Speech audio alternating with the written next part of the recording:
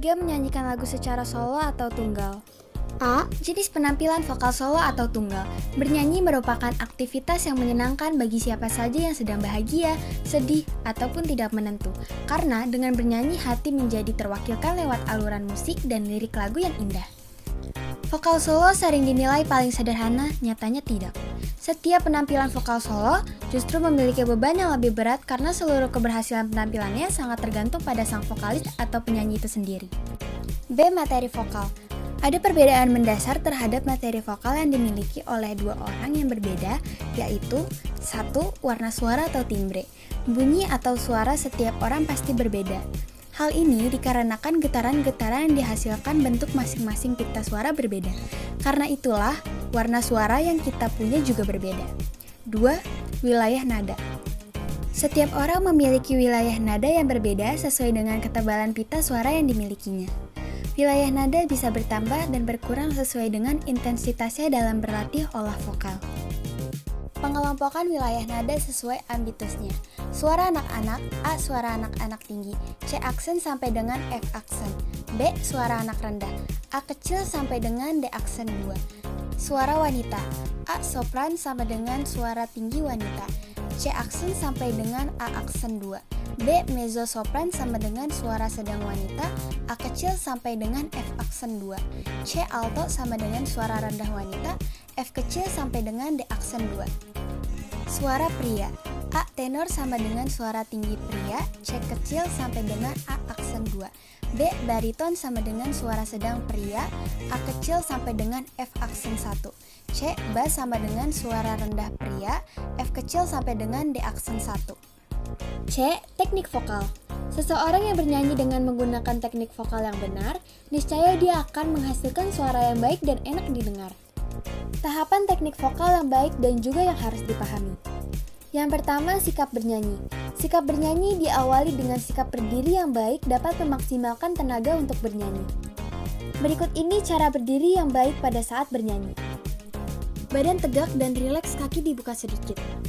Berat badan bertumpu di kedua kaki dengan seimbang. Dada dibusungkan, tetapi tetap rileks. Pandangan lurus ke depan. Posisi tangan rileks di samping kiri kanan.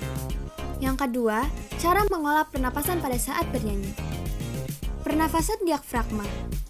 Di dalam pernafasan diafragma ini, terdapat otot yang jika terus dilatih dengan olah napas akan menjadi lebih kuat sehingga dapat memperpanjang durasi keluarnya napas kita pada saat bernyanyi. Kita dapat mencapai nada tinggi dan menambah tenaga. Suara akan lebih bulat dan bening. Tenggorokan kita tidak akan terasa sakit dan mudah lelah. Dan yang ketiga adalah resonansi. Ada 3 jenis resonansi sesuai dengan fungsinya. Yang pertama, resonansi dada. Kita menggunakan resonansi dada ini akan menghasilkan suara rendah yang tepat dan halus. Yang kedua, resonansi hidung. Kita menggunakan resonansi hidung meliputi tulang rahang, mulut, sampai ke pipi akan menghasilkan suara sedang yang tepat dan halus. Jenis ini juga tidak akan membuat tenggorokan kita tidak terlalu berat dan mudah lelah. Dan yang ketiga, resonansi. Resonansi atau mengembangkan suara dengan cara menempatkan sumber suara agar lebih keras pada saat dikeluarkan dan sampai pada pendengaran. Jadi dari semua resonansi ada 3 jenis, yaitu resonansi dada, resonansi hidung, dan resonansi kepala. Yang keempat, artikulasi dan gerak mulut.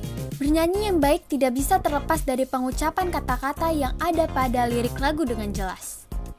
Yang kelima, prasering atau pengkalimatan. Teknik vokal yang mengatur tentang perkelompokan kalimat di mana vokalis dapat mengambil napas pada setiap jeda antar kalimat, hendaknya dilakukan sebelum bernyanyi. Yang keenam, ekspresi atau mimik dan gestur.